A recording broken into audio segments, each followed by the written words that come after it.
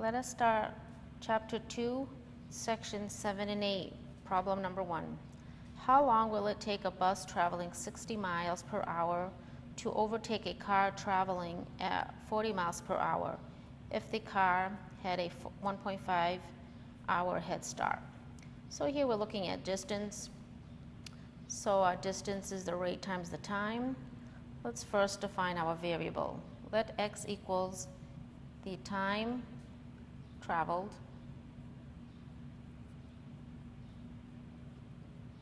by bus.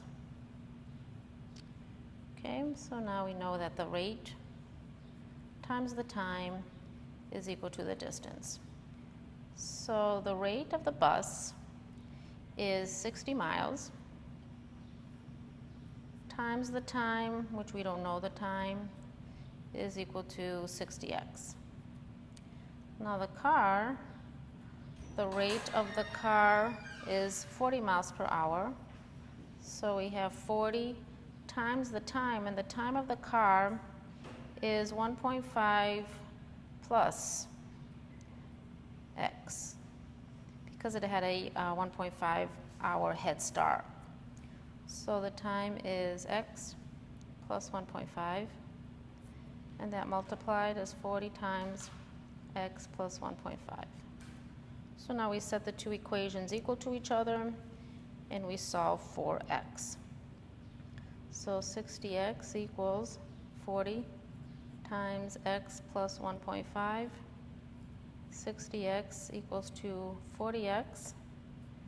40 times 1.5 is 60. Combining like terms, we subtract 40x. 60 minus 40 is 20x is equal to 60. Divided by 20, x is equal to 3. Therefore, it will take the bus 3 hours to overtake the car.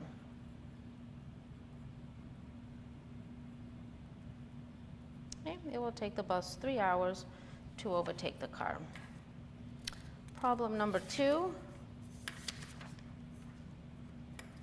Miss Mills invested $20,000, her $20,000 bonus in 2 accounts. She took a 4% loss on one investment and made 12% profit on another investment, but ended up breaking even. How much was invested in each account? So let's define our variable. X is the amount invested at 12% per year. Okay, so knowing that, we know that our principal times the rate is equal to the interest. So we have 2 accounts. Our first account is our 12%.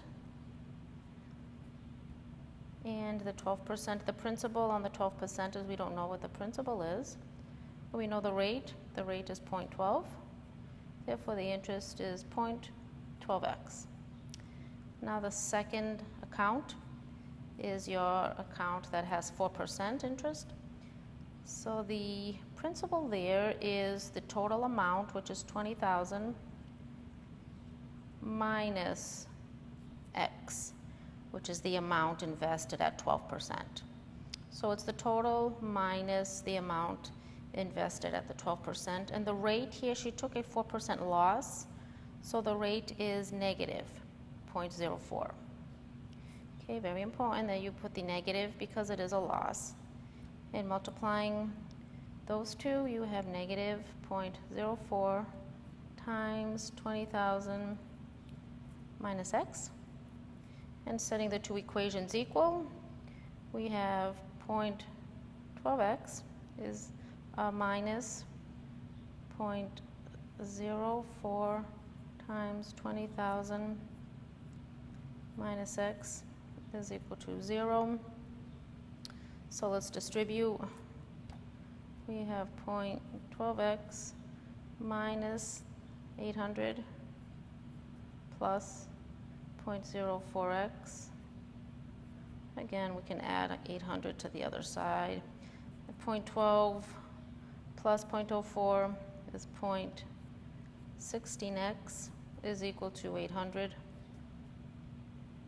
Solving for x, we divide both sides by 0.16. 800 divided by 0.16 is equal to 5,000. So when you plug in the 5,000 into the x, we have 20,000 minus 5,000, and that is equal to 15,000. So she invested 15,000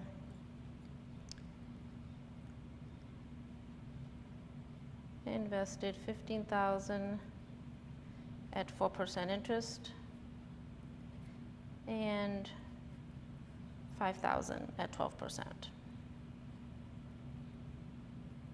Okay, which is a total of 20,000. Number 3. Here we have inequalities. Let's solve and graph the following inequalities and write the answer in interval notation. So these inequalities are very similar to equations. So we would solve as a regular equation. So let's combine like terms. We can add 8x to both sides. So we have 3. Negative 7 plus 8 is positive x is greater than or equal to 10. Subtract 3 from both sides. X is greater than or equal to 7. So we just solved it. Now graphing the inequality, we have 7. And here we're going to use a closed circle or a bracket when you have the underscore, which means it's greater than or equal to. So let's use the bracket at 7, which states equality, and greater than 7 is all the way to the right. And writing your answer in interval notation, your graph starts at 7, and it includes 7, and it goes to infinity.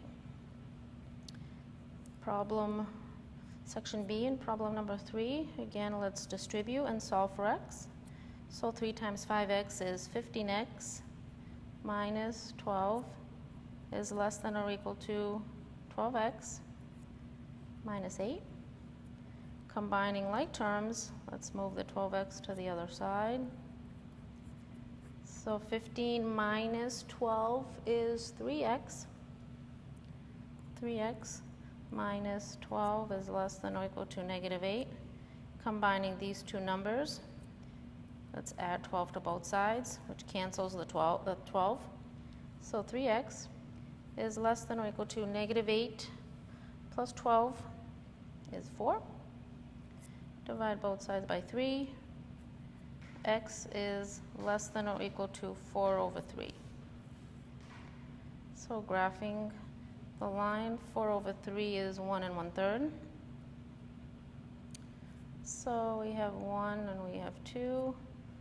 1 1/3 is a little bit more than 1. So here again we use a closed bracket.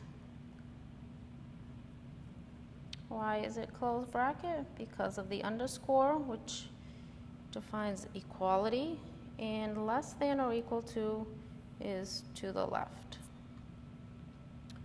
And writing your answer in interval notation, here you have negative infinity and 4 over 3 and bracket. So again, this means x is less than or equal to 4 over 3. The third problem from number 3, here you have a fraction. So we can multiply both sides by that denominator. Multiplying fractions, you multiply numerators. So 6 times 5, again, this is like a 6 over 1. 30 divided by 6. So we have 30x over 6 is greater than or equal to negative 48.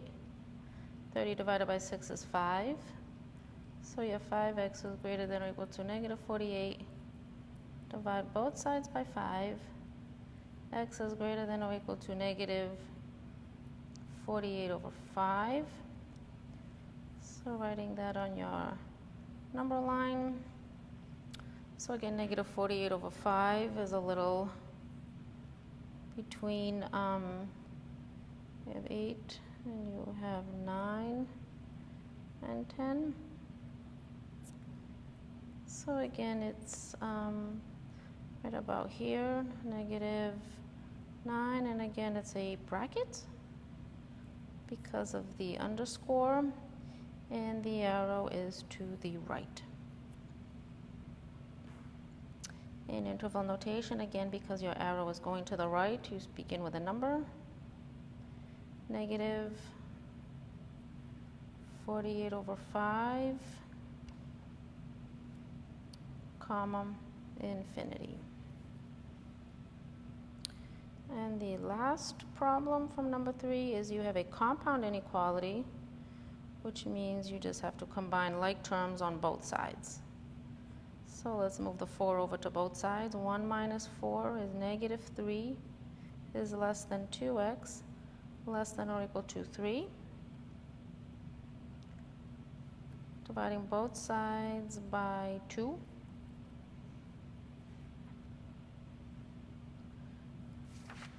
And now here we have x alone.